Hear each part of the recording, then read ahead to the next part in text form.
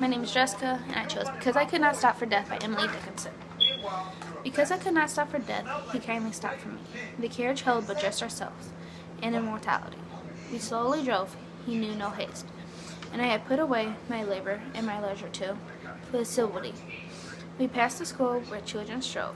At recess in the ring, we passed through fields of grazing grain. We passed the setting sun, or rather, he passed us. The dews grew, quivering and chill, for only gossamer, my gown, my tippet, only tulle. We paused before a house that seemed a swelling of the ground. The roof was scarcely visible, the cornice but a mound. Since then 'tis centuries, and yet each feels shorter than the day I first immersed the horse's head, we're toward eternity. The message and the theme is we're never prepared for death. It shouldn't be feared but be embraced. It's part of life.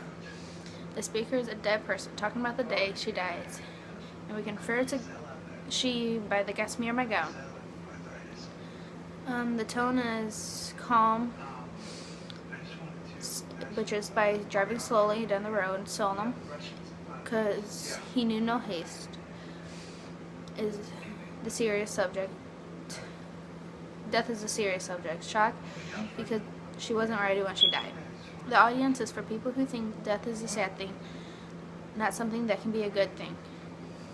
Mood is accepting even though she wasn't ready, hence the title. The accepting is because kindly in line 2 and civility in line 8. And the rhetorical devices she used is the anaphora, the he to the we, and the shift between stanza 1 and stanza 2. Another one is the repetition. We passed in the second stanza. We passed the school. We passed the fields, and we passed the setting sun. And there's paradox in lines 21 to 23. Since then, 'tis centuries and yet each feel shorter than the day I first immersed the horse's head. And the alliteration, the recess, ring, grazing grain, setting sun, gossamer, gown, tippet, tulle, horse's head. And throughout the poem, it's an extended metaphor to examine what real death may be like.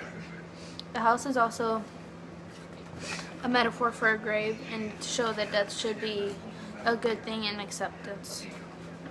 And personification is also used, and death is personalized in he kindly stopped for me, his civility, he knew no haste, and we paused before the house.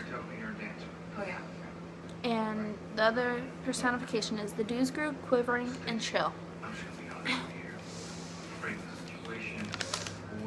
And this is a lyric poem also. The first and third lines of each stanza is 8 syllables each, which is an iambic tetrameter.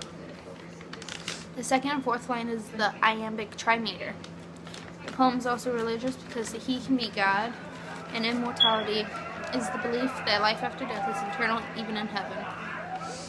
Line 1, you can tell she was not ready to die. Line 3, it gives the vehicle that carries the souls into another world. Line 15 and 16, her gown is described in which she was buried in.